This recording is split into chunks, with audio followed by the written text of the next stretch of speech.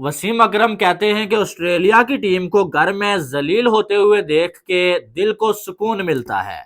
और जैसे इंडिया की टीम ने ऑस्ट्रेलिया को घर में जलील कर दिया है, इससे पहले ऑस्ट्रेलिया को इतना ज्यादा घर में जो है जलील होते हुए नहीं देखा। और इसके जवाब में रवि शास्त्री ये कहते हैं कि इससे पहले हम इनको डोमिनेट करते देख देख के थक गए थे, लेकिन अब इनका दौर जो है वो खत्म होने का टाइम आ चुका है। तो वसीम अकरम, आपको मालूम है कि बॉर्डर गवास्कर ट्रॉफी में जो आप कमेंट्री कर रहे हैं वो वाहिद पाकिस्तानी है जो बॉर्डर गवास्कर ट्रॉफी में जो है वो कोई जॉब कर रहे हैं। और शायद जो है वो उनका इंडिया के ब्रॉडकास्टर्स के साथ, इंडिया की क्रिकेट के साथ कुछ ना कुछ जो है वो ताल्लुक मौजूद है। लेकिन बाकी तो इंडिया ने पाकिस्तान के साथ नहीं जो पाकिस्तान में आके खेलना है भाई, वो भी इनकार किया हुआ है। बाकी सारे रिलेशंस जो है वो खत्म करने का फैसला किया हुआ है उन्होंने। लेकिन इस बात पे कल से शोर भी मचा हुआ है कि फिर जो है वसीम अकरम को आपने क्यों जो है वो स्टार स्पोर्ट्स वालों ने जो है वो रखा हुआ है अपने साथ। वो तो वैसे बात वही है कि वो तो नहीं मना करते कि आप आके जो हमारे यहाँ ना खेलो, वर्ल्ड कप में तो हम गए हुए थे खेलने के लिए। या वो तो ये नहीं कहते कि आप आके जॉब ना करो। उन्होंने ये कहा हुआ है कि हम जो है वो अपनी टीम पाकिस्तान नहीं भेजेंगे। लेकिन वसीम अकरम तो अब आपको मालूम है कि वो ऑस्ट्रेलियन भी हैं, वे ये भी आपको मालूम है। तो बहरहाल वसीम अकरम बड़े जो है वो हैरान नजर आए भाई। इंडिया की टीम के हवाले से उन्होंने बात की है। उन्होंने खास करके जायसवाल और केएल राहुल की बड़ी तारीफें की हैं। जायसवाल के हवाले से उन्होंने ये अल्फाज बोले कि इस टाइम क्रिकेट की दुनिया में अगर यंग टैलेंटेड लड़के जो मौजूद है ना, उनमें टॉप पे मेरी लिस्ट पे जायसवाल आता है। जिस तरह से ये डोमिनेट कर रहा है, पहला पहला मैच ऑस्ट्रेलिया के अगेंस्ट जो है वो ऑस्ट्रेलिया में जाके खेल रहा है। और पहले मैच में ऑस्ट्रेलिया के बॉलर्स को इसने जो तिगनी का नाश नचा दिया है। तो उन्होंने बड़ी तारीफें की हैं जायसवाल की। और साथ में वो कहते हैं कि ऑस्ट्रेलिया की टीम को घर में हमने इस तरह से बेबस नहीं देखा था। वो कल भी उन्होंने ये बोला था कि हम जो है वो 90s के दौर में ऑस्ट्रेलिया में जाते थे तो हमें ये होता था कहीं इनकी पहले बैटिंग आ गई तो ये तो 200-300 पे जाके इनका एक विकेट गिरेगा। लेकिन इंडिया की टीम ने इनको 100 पे ऑल आउट कर दिया। और जब जो है वो बैटिंग की बारी आई तो जायसवाल और केएल राहुल क्या अनबिलीवेबल खेल रहे हैं। यानी कि हमने ये तो सोचा हुआ था कि शायद इंडिया डोमिनेट करेगा। इससे पहले भी जो है 2 बार बॉर्डर गवास्कर ट्रॉफी में वहां पर जाके इंडिया ने डोमिनेट किया। लेकिन ये नहीं सोचा हुआ था कि इस तरह से बिल्कुल ही जो है ऑस्ट्रेलिया को जो चकनाचूर कर देंगे। उनका जो घमंड है अपने घर में कि हमारी वर्ल्ड क्लास बॉलिंग है, हमारी पर्थ की पिच पर किसी को हिलने नहीं देगी, उनका जो घमंड है वो चकनाचूर कर ही दिया है। ठीक है, तो वसीम अकरम ने बड़ी तारीफें की हैं कि भाई इससे पहले हमने जो ऑस्ट्रेलिया को जलील होते हुए नहीं देखा। और वह कहते हैं कि ऑस्ट्रेलिया को घर में ऐसे देख के सुकून मिलता है।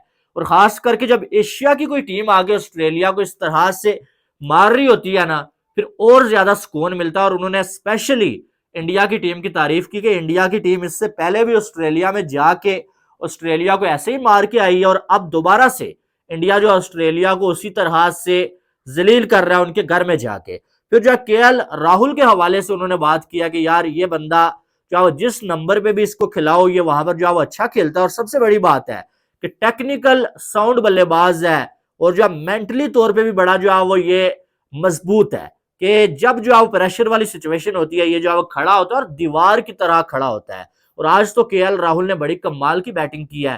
खास करके वो जो है वो स्ट्रेट शॉट लगाया, क्या कमाल का था वो। फिर जो है वो जो कट शॉट वो कमाल का था, वेट करते हैं बॉल का और उसके बाद आंखों के नीचे से जो है बॉल को जो खेलते हैं। तो केएल राहुल टेक्निकली बड़े साउंड है और वैसे भी ये जो है बाउंसी पिचेस पे खेलना पसंद करते हैं। इससे पहले साउथ अफ्रीका में भी जो है 2 सेंचुरियां लगा चुके हैं। लेकिन कहीं ना कहीं ये जरूर लगता रहता है यार कि केएल राहुल की जो बैटिंग है ना उसमें कंसिस्टेंसी की कमी है। क्योंकि आपको मालूम है कि जो है वो केएल राहुल टीम से बाहर अंदर होते रहते हैं और ज्यादातर इनको मौका तब ज्यादा मिलता है जब कोई खिलाड़ी इंजर्ड होता है। अब आप देखें जो है वो शुभमन गिल नहीं है, साथ में जो है रोहित शर्मा नहीं है, तो केएल राहुल को एज अ ओपनर खिलाया गया। कल शायद रोहित शर्मा आए तो केएल राहुल आपको फिर जो है नंबर 4-5 पे खेलते हुए नजर आए। वैसे ऐसी परफॉर्मेंस के बाद रेस्ट देना तो बनता नहीं है, शायद शुभमन गिल को ऐड ना किया जाए या उससे देवदत्त पाडिकल की जगह पे ऐड कर लिया जाए। लेकिन केएल राहुल आपको जो है वो ये सीरीज पूरी खेलते हुए नजर आएंगे। और आज इंडिया की डोमिनेशन जो है वो चिल्ला चिल्ला के जो बता रही है कि भाई हम ऑस्ट्रेलिया में आए हुए हैं खेलने के लिए और ऑस्ट्रेलिया को हमने यहाँ पर जो है वो जलील करके ही जाना है। अब इस मैच में इंडिया के पास बहुत कुछ है और ऑस्ट्रेलिया के पास सिवाय जो है वो पछतावे के और किसी मेरिकल के वेट के मुझे लगता है कुछ नहीं है। क्योंकि आप देखें कि यहाँ से जो ठीक है पिच जो है थोड़ा इजी हो गया बैटर्स के लिए, लेकिन इंडिया ने 218 की लीड हासिल कर ली है।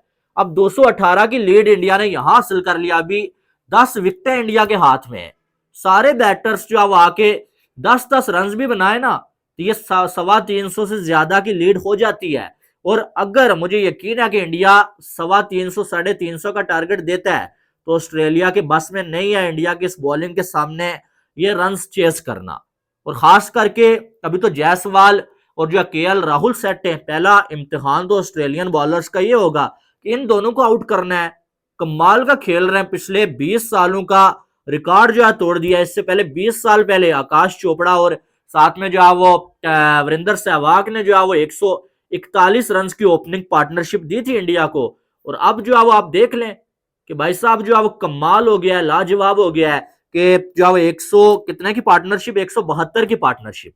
और जो हाईएस्ट पार्टनरशिप इंडिया की जानब से ऑस्ट्रेलिया में हुई है वो 1986 में हुई है। और वो जो है वो पार्टनरशिप 196 की है और कल 15-20 मिनट में वो 196 भी शायद क्रॉस हो जाए और ये जो है वो इंडिया की जानब से रिकॉर्ड बन जाए।